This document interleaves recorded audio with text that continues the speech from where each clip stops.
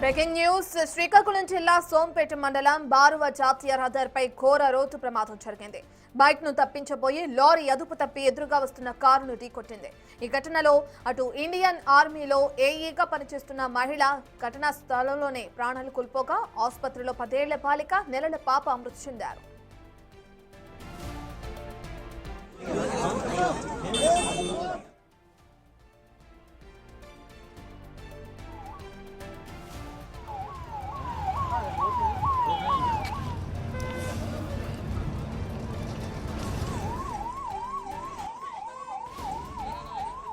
మరో బాలిక కోమాలోకి వెళ్లగా డ్రైవర్ పరిస్థితి విషమంగా ఉంది. ఒడిశా నుంచి విశాఖపట్నం వస్తుండగా ఈ విషాదం చోటు చేసుకుంది. ప్రమాదం జరిగిన గంట వరకు పోలీసులు 108 సిబ్బంది స్పందించలేదని స్థానికులు తీవ్ర ఆగ్రహం వ్యక్తం చేశారు.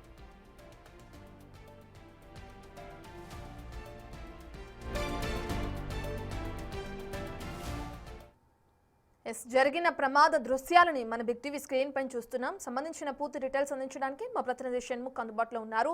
షణ్ముఖ్, ప్రమాదం ఏ విధంగా సంభవించింది అనుకోవచ్చు, డీటెయిల్స్ ఏంటి? శ్రీకాకుళం జిల్లా సోంపేట మండలంలోని జాతీయ రహదారి పైన జరిగినటువంటి రోడ్డు ప్రమాదం ఏదైతే ఉందో నిజంగా దానికి సంబంధించిన దృశ్యాలు మనం చూస్తే నిజంగా మనసు కలిచివేస్తున్నటువంటి పరిస్థితి మనం చూడొచ్చు. అక్కడ కారు మొత్తం నుజ్జు అయిపోయినటువంటి పరిస్థితి, చిన్న నెలల పాప కూడా అక్కడ చనిపోయినటువంటి పరిస్థితి. ఆ దృశ్యాలు ఎవరు చూసినా కానీ ఖచ్చితంగా కన్నీళ్లు ఆగక మానవు.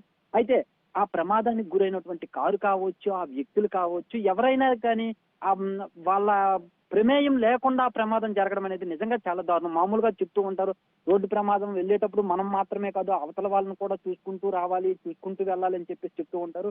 అయితే ఇక్కడ ఒక లారీ డ్రైవర్ కావచ్చు, లారీ తప్పిదం కారణంగా ఈ ప్రమాదం జరిగింది. ఆ లారీ డ్రైవర్ ఒక బైక్ ని క్రాస్ చేసే క్రమంలో స్పీడ్ గా వెళ్లి డివైడర్ ని ఢీకొట్టి ఇటు నుంచి అటువైపు రెండో వైపు ఉన్నటువంటి రోడ్డు వైపు వెళ్ళి పడిన కారణంగా ఈ క్రమంలో కారుని ఢీకొట్టినటువంటి పరిస్థితి. అంటే ఈ కారుకి సంబంధించినటువంటి వ్యక్తుల్లో కావచ్చు, ఆ కారులో కావచ్చు, ఎలాంటి తప్పిదం కూడా లేకుండానే ఈ ప్రమాదానికి గురైనటువంటి పరిస్థితి.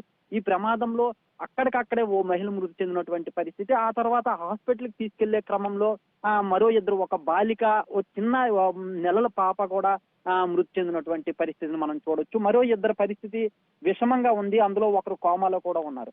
అయితే ఈ యాక్సిడెంట్ వాళ్ళ ప్రమేయం లేకుండా యాక్సిడెంట్ జరిగినప్పటికీ కూడా కనీసం ఆ సమయానికి అక్కడ స్థానికంగా ఉండే వాళ్ళు కావచ్చు, వాహనదారులు కావచ్చు, వీళ్ళందరూ కానీ ఆ పోలీసులకు కావచ్చు, లేదంటే అంబులెన్స్ వ్యవస్థకు కానీ ఫోన్ చేసే టైంలో వెంటనే వాళ్ళు స్పందించుంటే మరణాల సంఖ్య అయినా సరే తగ్గుండేదేమో. ఎందుకంటే హాస్పిటల్కి వెళ్లే క్రమంలో మరో ఇద్దరు మృతి చెందారు కాబట్టి వెంటనే ఆ అంబులెన్స్ వ్యవస్థ కనుక రెస్పాండ్ అయ్యి వాళ్ళని తీసుకుని వెళ్ళుంటే ఆ ఇద్దరు ప్రాణాలతో బతికుండే అవకాశం ఉండేదేమో కూడా మనం ఇక్కడ అలా కూడా అనుకోవచ్చు. ఓవరాల్ గా చూసుకున్నట్టయితే మాత్రం వాళ్ళ ప్రమేయం లేకుండానే మొత్తం ముగ్గురు మృతి చెందినటువంటి పరిస్థితి.